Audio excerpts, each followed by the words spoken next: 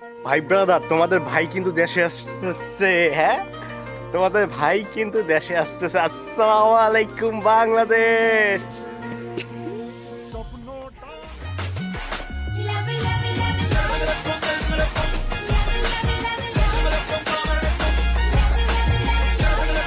এই তো সময় কাছে আসা, স্বপ্ন যাবে বাড়ি আমার। আমরা মিলানো সেন্টার থেকে ডিরেক্ট যাব মালপেন্সা বাসে। এখন আছি এয়ারপোর্টে, এখানে আমাদের ব্যাগ, ওই জন্য হেমায়ত ভাই।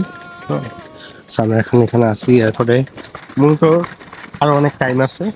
তো এয়ারপোর্টে আসছি হলো প্রায়, আজকে এখন বাজে হলো একটা, ফ্লাইট হলো 8:40-এ। হ্যাঁ, তো এখন কি করবো, এখন করার কিছু নাই। হ্যাঁ, এখানে মালপত্র সবগুলা রয়েছে। হ্যাঁ, এখন কি করবো খুঁজে পাইতেছি না। উপরে গেছি, ম্যাকডোনাল্ডস বন্ধ, এখানে যে কটা রেস্টুরেন্ট আছে সব বন্ধ। এখন এইখানে বইসা বইসা ওই যে দেখেন কিছু প্লেন দেখা যায়, আমাদের এখানে বই প্লেনের পাংখা গুনতেছে, আর কোনো কাজ নাই। হুম, এই যে বাতি আছে কয়টা, হুম, মানে প্লেন যেখানে ল্যান্ড করে ওইখানে বাতি আছে কয়টা, এই গুনতাছি, এছাড়া আর কোনো কাম নাই। হ্যাঁ, হেমায়ত ভাইও গোনা শেষ অলমোস্ট। হ্যাঁ, তো এই এয়ারপোর্ট এক একজন ঘুমাইতেছে। এখন কি আর দেখেন, এই যে আবার আবার দেখেন এর ভিতরে আজকে আবার শোফের মানে কি, আজকে আবার হরতাল। হ্যাঁ, প্লেন লেট, মানে আমাদের প্লেন 8:40, 8:40 আসার কথা ছিল, এখন দিয়ে 8:55, মানে 15 মিনিট অলরেডি লেট হয়ে গেছে। কাতার এয়ারলাইন্সের মতন একটা এয়ারলাইন্স 15 মিনিট অলরেডি লেট এখানে দেখাইতেছে। তাহলে বুঝেন যে কি অবস্থা এদেশের হরতালের। হেমায়ত ভাই লোক আছে খুশিতে, এখান থেকে মালপাতি সব বুকিং দেওয়া শেষ, মালপাতি সব মানে মাপামাপা শেষ, উল্টা আমাদের মাল কম হয়ে গেছে। যাওয়ার সময় হয়ে গেছে, যেতে হবে বহুদূর। ইতালিতে আসছিলাম প্রায় 2.5 বছর পর, আজকে চাচ্ছি বাংলাদেশে।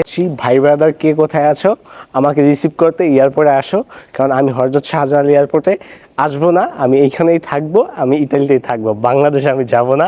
মূলত আমি বলি, ক্যামেরাটা এইদিকে আসো।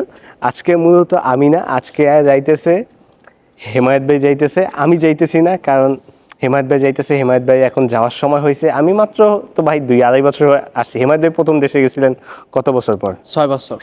তো 6 বছর পর ভাই দেশে গেছে, আর আমি যদি 2-2.5 বছর মাত্র আসছি, 2.5 বছর পর দেশে যাই, তাহলে ভাই ইজ্জতমান থাকে ভাই ব্রাদার?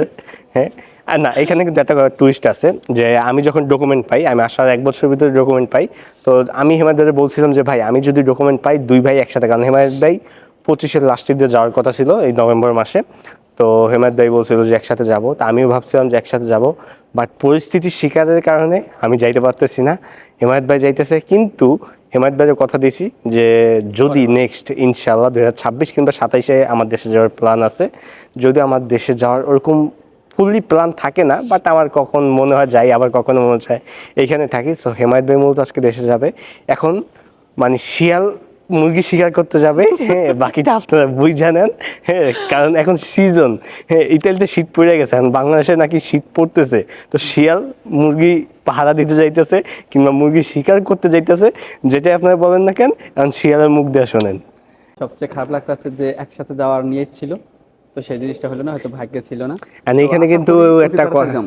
একটা কথা আছে যে হেমায়েত ভাই, আমি ইতালি আসার 6 মাস পরে হেমায়েত ভাইয়ের সাথে আমার পরিচয় হয়। 6 মাস না, ওই 3 থেকে 4 মাস পরে আমার হেমায়েত ভাইয়ের সাথে পরিচয় হয়। প্রায় আমরা 2.5 বছর প্লাস এক জায়গায় ছিলাম, একসাথে ছিলাম, একই রুমে ছিলাম 2.5 বছর। হ্যাঁ, ইতালির লাইফে আমি হয়তো এই হেমায়েত ভাই ছাড়া আমার একদম অচল ভাই। বিশ্বাস করেন, আমি যদি সত্যি কথা বলি, যে আমি ইতালিতে আমার নিজের ফ্যামিলির লোকের থেকে আমি যতটুকু সাপোর্ট না পাইছি না, এই ভাই থেকে পাইছি। কারণ আমার ডকুমেন্টের যত যায় যেমন আছে ভাই, আমি তো ভাষা পারতাম না প্রথমে, বাইরে নিয়ে গেছি, ভাই কাজে থেকে বের হয়ে আমাকে নিয়ে গেছে। সো এরকম একটা বন্ধু সুলভ ভাই, ইনি এমনি আমার খালাতো ভাই হয়, এমন না যে দূরের কেউ, এই আমার ফ্যামিলির লোকই অনেকটা, বলতে গেলে আমার ফ্যামিলির লোকই। হ্যাঁ, সো ভাই থেকে অনেক হেল্প পাইছি। অ্যান্ড ভাই দেশে যাইতেছে, তাও 5 মাসের ছুটিতে ভাই। বিশ্বাস করেন, এই একসাথে কিন্তু থাকি, একই রুমে থাকি, এই 5 মাসে আমি পুরো একা হয়ে যাব। হ্যাঁ, আমার রুমে কেউ থাকবে না, মানে আগে রুমে আসলে ভাইয়ের সাথে শয়তানি ফাজলামি করতাম, এখন আর সেটা হবে না। ভাই দেশে যাইতেছে ইনশাল্লাহ ইনশাল্লাহ তাড়াতাড়ি আইতে আছে। ইনশাল্লাহ, ভাইয়ের সাথে আমরা খুবই শুন। আবার আমি দেশে চাইলে ভাই যে কোনো সময় যাইতে পারি, বাট একটা কথা আসে না যে নিজেকে একটা লেভেলে না নেওয়া পর্যন্ত আপনাকে আপনার মানে ব্যক্তিগত জিনিসগুলো যেগুলো আছে সেগুলো দেখানো ঠিক না। ঠিক আমার মনে হয় যে আমি এখন যদি লেভেলে আপ হইতে পারি নাই, যে কারণে আমার এখন দেশে যাওয়া সম্ভব না।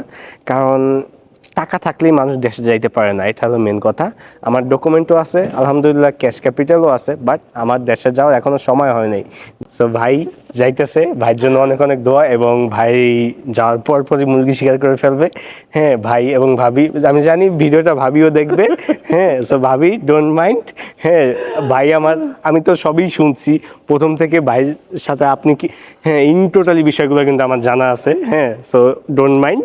হ্যাঁ, ভিউজদের জন্য, একটু ভিউ পাওয়ার জন্য আমি আর কি ক্রেডিটটা নিয়ে গেছি যে আজকে আমি যাইতেছি। ভালো থাকেন, সুস্থ থাকেন, দেখা হবে পরবর্তী কোনো ভিডিও, পরবর্তী কোনো ব্লগে। তো সেমাইদ ভাই এখন বাজে মাত্র 2:10 বাজে, এখনো বহুত টাইম আছে, 8টার সময় ফ্লাইট, 3 ঘন্টা আগে মেবি খুলবে। তো আমরা মালটাল বুকিংয়ে দিয়ে আমি হেমায়ত ভাই দিয়ে এখন ডিরেক্ট চলে যাব কাজে, কারণ ভাই কাজ করতে হবে, আমার 11টায় কাজ। হ্যাঁ, সো এটাই বিদেশ লাইফ ভাই, চাইলে সব কিছু করা যায় না। সো ভাই মিস করবো, ভাই আমি একসাথেই কাজ করি আলাদা আলাদা লোকালে, তো সব দিক দিয়ে তাই মিস করব।